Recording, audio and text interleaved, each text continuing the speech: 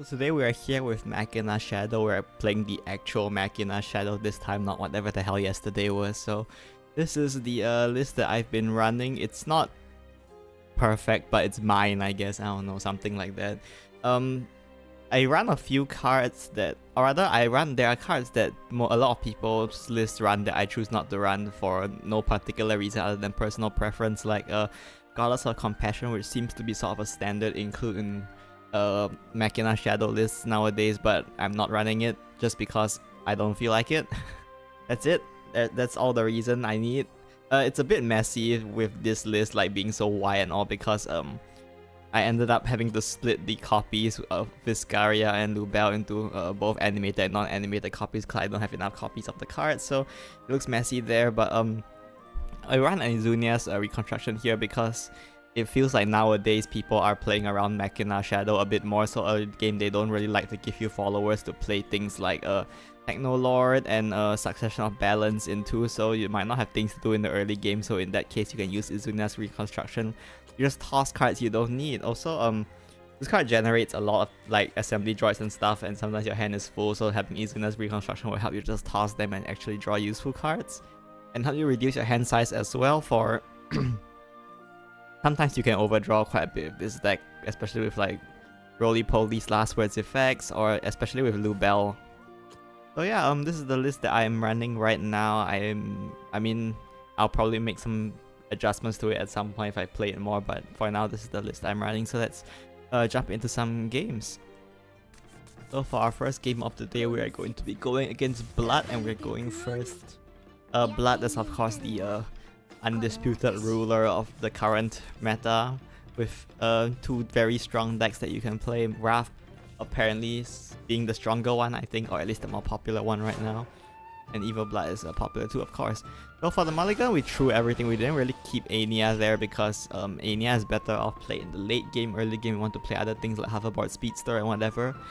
And it's also worth noting that with the card Shared Goal, you can draw Ania for 0, which you'd rather play her for 0 than for 2, so that's the idea there. And then my opponent drops the Weapon Tamer, so they're definitely have to get rid of that ASAP to not have to deal with Wrath. So when Machina Shadow was first announced, we were wondering what the hell the game plan was supposed to be for Machina Shadow because it didn't look like there were any finishers, and that's largely the case for the Machina archetype for Shadow still. So what Machina Shadow's archetype excels at right now is building mid-game boards that are very sturdy and also survival with Ania's spell, which will heal you and give you a damage shield as well as other sources of healing. So for this deck, we make use of Ania's ability to both summon a ton of Machina, summon a ton of assembly droids, as well as build sturdy boards to survive the early to mid game, and then from there we can either use the shadows generated from Ania's summons to play Lubel and deal a ton of damage, then chain it into Viscaria and Atom for finishers, or we can try to stall until Techno Lord at turn 9. Both work for the deck, so those are going to be our game plans here. So for the Izunia, we're just going to play here just to toss cards and draw more cards since we don't really have anything to play anyway. That should be fine. We go ahead and just keep drawing through our deck to find useful cards like Ania, of course. Unfortunately, we pick out all 8 copies of Ania here, so we aren't able to discount any of these with Shared Goal, which is usually the goal. And there's the Razor Claw from them, so we're going to take a ton of damage here, but that's fine. Now we have enough Machina cards played, so make sure you count this properly, by the way. You generally want to play Ania after you already reach 10. Because you want to activate all her effects. This is the Hoverboard Speedster here. And we go ahead and play the Ania so that we give all of Machina cards Last Words, and then we go ahead and buff this board, heal ourselves up a bit, and get a damage shield to hopefully not just blow up to Wrath's overwhelming amounts of damage. So that's the Diablo's Hedone. From then we're just gonna nuke our entire board here, which we are not super excited to see. There it goes, but we do get a ton of assembly droids here. And there's the Demon of the Keys as well. Gonna clear our board. And then Diablo's Hedone can hit us in the face. There's a Silver Snipe to get rid of our damage shield, and then they do hit us in the face here. They are very low at 13, which is great for us thanks to them punching themselves in the face so much. They are very low here, so As you can see with Ania's effect to summon a ton of assembly droids, we are quickly able to save out 20 shadows here, so we can use Lubel here. So yeah, go ahead and play the Lubel here, which will Lubel is if you do the math, Lubel herself is worth 13 damage. So as long as we can find a way to get through this war, we should actually be able to just kill them, which we do have a way. So we're gonna go ahead and trade off our two Vivifornas here, get this piano. What is this thing called? Demon of the Keys low, so that we can use Hellfire Shot to get rid of it, and then Viscara will get the rest of the damage we need, so we can go ahead and finish them off with Lubel. So that's it for this game. The aggressive game plan here generally works better against Wrath because they hit themselves in the face a lot, and then just finish off with Technolore if they live longer. And that's it for this game. Let's move on to the next game. So this is the Haven matchup here. We're going second this time. Now this matchup can be annoying for two reasons. One is depending on their deck list, they might not give us followers to play stuff like Technolord and the Succession of Balance on, which can be annoying, as well as they can board lock us with Amulets, which is also very annoying. And the second thing is that they run a lot of Banishers, so we have to watch out for that as well. I pick up the Succession of Balance here, which we can't use, so we're gonna just go ahead and pass. And there's the Hall of Inquisition, so still we have nothing to play, so I'll just go ahead and play out this Viscara here just to put a bit of pressure on face anyway. It's very unlikely that Viscara will come in handy this matchup anyway, so it's fine to just spend her here as a tempo play just to start chipping damage here and force them to, I guess. Well, they don't really have to react since they have Hall of Inquisitions, right? But got the friends everywhere here, which is great. Go ahead and use that to summon two assembly droids here. At this point when we've seen Halls of Inquisition, we can start to play around it. So this card, they can play it for cheap, and also they can accelerate its countdown if you have at least 3 followers. So in this case we have 3, but this is gonna pop 1, so we only have 2. So if they play future copies of this, they won't get a refund. So they go ahead and hit the assembly droid, which is great. We can keep our Viscara and just apply a little bit more damage pressure, I guess. And that's the Meowskers from them, as well as the Angels of the Covenant, which is fine. And we go ahead and play the Shared Goals here and play the Hoverboard here. The Shared Goals effect to discount the card lasts forever, so we'll just go ahead and save this Ania for when we actually reach 10 Machina cards. This Hoverboard Speedster I think is fine to play because we are pretty far from 10 Machina cards anyway, so we might as well play this to get to the count as well as draw more cards. And while I do play conservatively with evil points with this deck anyway, against Haven in particular, you definitely want to play conservative. One is because they have a lot of removal that doesn't rely on evil points, so they might get the evil point advantage if you are too cavalier about spending all your evil points. And 2, we need to play around the evil points difference because Selena is very dangerous if they can play her for just 2 PP, so definitely have to watch out for that. That's a bunch of amulets from them, which is fine. They also save their evil points, so I guess they're trying to play around the Selena. We go ahead and play the Succession of Balance here while we have a target, so we can pick up the assembly droid here. We're still not too near the A-net condition, so we're gonna go ahead and play the Iolan as well as the zombie droid and just hit them in the face. We know that they're gonna destroy some of our followers here, so it's fine to just fill out our board. They're gonna give us trade targets whether they like it or not anyway. There's the Lena from them, so they are playing the Lena variant, which is run to just have some extra chip as well as healing, since this deck summons a lot of 5 cost and above followers by default anyway. So I have a pretty annoying board sitting there, but we are fine here. We can clear it pretty easily. So we go ahead and use Succession of Balance first here, which will get us our Machina count to 9. Got the assembly droid, we're gonna go play that so that Zombo droid is discounted. We can actually use the Poison Apple to play. You can actually use Poison Apple to discount. I mean, not to discount, to like clone the Zombo droid if you want, but in this case, it's not particularly necessary. Actually, it is particularly necessary. I just didn't think of it, but it's fine. So this is the Ania. We're going to go ahead and play that. Slight misplay. Should play Ruins of Iolan first before the Ania, so that Ania's effect will give last words to the Ruins as well. But it's fine. So now we spend an evil point because we are still ahead. We're still ahead on evil points, so I think it's fine to spend it here. Evolving this should make it a bit more annoying to clear. Now, they could play Meowskers, but even when they play Meowskers, they are at best tied for evil points with us, so that's fine. They still can't discount Selena. They do play the Meowskers here, which will give them an evil point back, but they don't have the evil point advantage to play Selena, so we're still fine here. we do clear our thing, and then we play Shining Prayers. Thankfully, our roly-poly survives the Shining Prayers. And here comes Seraph of the True Key, which is the ultimate trap for us, really. This is how you usually win this matchup, is when they play Seraph of the True Key. And this is the reason why you don't really want to play too much Anya early game, especially in this matchup. So you'll see here.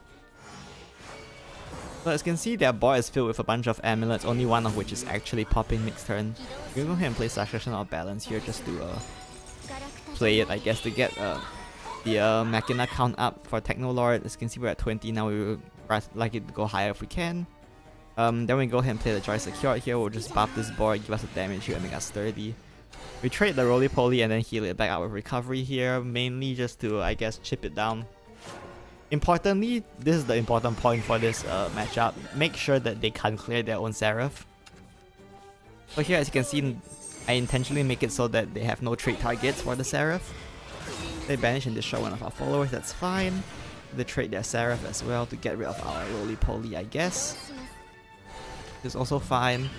And there's the Holy Serpent's Blessing here. We're gonna take a bit of damage here, and they'll buff the Seraph, which is also fine for us. So go ahead and play this. We play the Shared Ghost here. We already know that it won't draw anything, but we're playing it just for the Machina count, and we have nothing but to do this turn anyway. We're gonna go ahead and play the Anya as well. And then the Friends Anywhere will go ahead and recover us, heal points and heal, and we're gonna pick up another damage shield here. Evolve the roly-poly to make it more sturdy, but we intentionally don't trade here to keep this Seraph of the True Keys healthy so they can't trade it themselves. And we keep our board wide so we don't lose to any stray lethals from like Storm cards. So there's the Natural piece there from them. Go ahead and play a bunch of trees, that's fine. We have the Eagle Point advantage as well. I mean, we are even, so they can't play Selena for cheap. So if they're trying to draw an out, I guess, let them go with all these trees, but there's the Holy Serpent's Blessing as well, which is fine for us. They go ahead and trade off one of our followers. And they evolve the Divine Wolves as well, probably to trade. And then this is where the key happens. So basically, what the game plan against Amulet, or rather the most successful game plan against Amulet that I found for this deck, is to stall until turn 9 and just kill them with Technolord, and we use Anya's board lock capabilities to just force them to have no way to pop their own amulets and keep the Seraph of the True Keys on board. And then at turn 9 we go ahead and trade off into their followers here. Reduce the health of the Seraph of the True Key as much as possible before we play Technolord here. And then make sure to not pop the Seraph, just like do this at the same time so they die, and that's it for this game. Let's move on to the next game. So here we have the game against Rune here, and we are going second here. Now Rune is most likely Spellboost. Spellboost has been picking up in popularity recently. Not really as a meta deck, but more of like a fun deck. But for us, it's actually a bit of an annoying matchup, so we have to be careful about this one for a few reasons. First of all, they like just barely play around all our important plays. So here we have Technolord here that we can't play because Spellboost doesn't really play early followers much for us to play these targeted spells into. And then because of the way their damage is, their lethal is with Miser's spell, which pings you for 2 over and over again. Because of the way that works, neither damage shields nor wards are particularly effective against them. And our damage plan with Lubel is also less effective because they have a lot of healing as well as damage shields of their own. And finally, Rosy Court Magician's ability to banish our followers can be very annoying for us. So if you look at our hand, we have a pretty high rolly hand here with 3 Zombo Droids in hand, so we're going to go ahead and try and discount those. Use the Assembly Droids here. And we can play Shared Gold to pick up the 0 cost Anya as well, so things are looking good for us. Opponent pops an early Miser here, which is interesting. I'm not really sure why. Go ahead and play the Magical Squirrel. Fine. We're going to play Shared Gold here. Here I did the math very carefully and make sure I had a way to play enough Machina. So we trade inefficiently there so that we can play Technolord into the Squirrel. And then we can play the Hoverboard Speedster as well, which will draw us a Machina card to sustain our hand. We can go and play a Zombo Droid and Zombo Droid into Anya. So this is a very high rolly early Anya. You don't normally get it this early.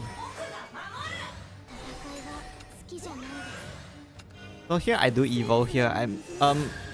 Spellboost is another deck that you want Evil Point Advantage against because a lot of them run Izunia's Revival, which is a very strong card if you can let them have Evil Point Advantage. Eleanor is also strong if they have Evil Point Advantage, so in order to avoid that, we try to keep ourselves at 2 or more Evil Points at all times. In this case, my reasoning is that since we are very early in the game at only turn 5, I can evolve this roly-poly and try to push my luck with this high roll board, and hopefully they can't do anything to answer it. We have Mastering Melody here into the Wise Owl. Go ahead and evolve that Wise Owl from them. And here comes the Rosy Court Magician, which is pretty annoying, so we do lose our Zombo Droid here. And they have a second Rosy Court Magician as well, so they are able to quite effectively answer this board because I guess their hand is kind of disgusting, I guess. There is the 2 evolved Rosy Court Magicians that now we have to answer. We go ahead and trade off our followers as well, fire off Miser's spell, and then they trade into the Zombo Droid as well. Thankfully they had to spend both Rosy Court Magicians on that Zombo Droid, so it's small consolation for us, I guess. Not really anything to do here, so we're gonna use this Assembly Droid to draw. Because I only had 15 shadows here, I didn't go for a Lubel oriented play. There's a Lubel oriented play here, which is to apple the Assembly Droid and then trade it instead of playing the Night Terrors, but since I don't have enough shadows, it's fine. So we go ahead and use Succession of Balance on that. Hit them in the face and we just pass. We have nothing to do here this turn, right? So we just pass here. There's the Mysterious Exchange Party from them, which is fine. We go ahead and summon a Golem as well. And there's another Wise Miser from them. This one's gonna generate 2 copies of the spell, which is cool. So yeah, we'll go ahead and play the Zombo Droid here. We'll pick up Anya, guaranteed. Then we go ahead and use the Lubel here. We have enough. We just have to trade a few of these to reach 20 shadows, so that's fine. We're going to go ahead and do that. We do have Evil Point advantage here, so it's fine to just, you know, I mean, it's fine to just like spend the Evil Point here just to get some Storm. Get a bunch of Storm actually, just to hit face, chip them down so we can try to finish them off at some point. So we'll go ahead and hit them in the face here with the Lubels and just play Assembly Droid to avoid, well, not avoid, to minimize overdraw. Oops. So Lubel can give us Anya, which is one of the reasons why we run Lubel. You can consider playing Lubel even without 20 shadows just to try to recycle Anya if you want. So they are purging our board a little bit here. Oh, I guess the Lubel, oh, for some reason they're playing Flame Destroyer. Unclear why, to be honest with you. But there goes our Lubel, I guess. And then now we don't really have anything that effective to do, so I guess it's time for a Anya turn. We're gonna go ahead and play the Assembly Droid here. Use the apple on it. Lubel also gives you last words to activate the apple's effect to give Rush and Bane. I feel like the way these cards come together feels very nice. It's another reason why I like playing this deck. So we're gonna play Succession of Balance here, while we still can get some Machina card played, so we can aim towards Technoloid if we have to. We're at 23 already. We play the Anya here, we'll go ahead and buff this board as well. We've already seen one Rosy Court Magician, so hopefully they have trouble with this. I mean, we've already seen 2 Rosy Court Magicians, so hopefully they'll have trouble answering this board. So that's the Explosive Mage from them. There's the Miser spell as well. And there's another Miser spell from them. And there's another Miser spell from them. That one gets rid of our damage shoot as well, which is fine. And there's the Mr. Bertrand School Magus. We're gonna go ahead and summon the Golem as well to put up wards, I guess. And there is the Rosy Court Magician as well, which will deny us our draw, so that's annoying from them. And there's the Hastening Conviction here. So we do actually... They are a bit low, but I'm pretty scared I'll actually just die next turn, which is honestly not that unlikely considering they have 3 Miser spells in hand, right? Okay, 3 is actually not that much. Maybe I can survive, unless they have another Miser. But we pick up the Atom here, which is just lethal, so that's good. So go ahead and use the apple to get rid of the award here. Summon the Atom here. We'll ping them for a nice 7 damage, as well as evolve herself so we can trade off. And then we have enough shadows, well, not thanks to the Atom, I had enough to begin with, but we're going to use the Lubel here. We trade off 154 into the war, and then we evolve the Lubel here for a nice lethal. So yeah, that's it for this game as well. Pretty lucky game for me, I think. So yeah, that's it for this game. Let's move on to the closing thoughts. So that's the end of the games I have for you for today's video for Machina Shadow, the actual, I guess, meta-leaning version of Machina Shadow. I think meta decks run slightly different lists from this, but yeah, I hope you enjoyed it and hope it gave you an idea of how Machina Shadow works. I personally really like this deck. It's like probably one of my favorites from this expansion so far. Partially because I do like Ania and I do like the Machina sort of theming, but also I like the way that this deck can do a lot of things. It has a lot of sustain with Ania. It summons a lot of followers. It has cool storm finishers like Lubel. Has effect finishers like Atom, and it even has the big sort of inevitability condition in Technolord. And the best part about Technolord is that even if you don't need him for his big fanfare effect, you can use him for the Accelerate too, which is great. So yeah, I just really like how this deck comes together. It feels very clean, you know, like it feels like even though we have bits and pieces of different archetypes, they all come together towards a common goal. And I think that's really fun. So yeah, that's it for this video. If you enjoyed it, feel free to test the deck out yourself. Yeah, that's it for this video. See you in the next one. Bye bye.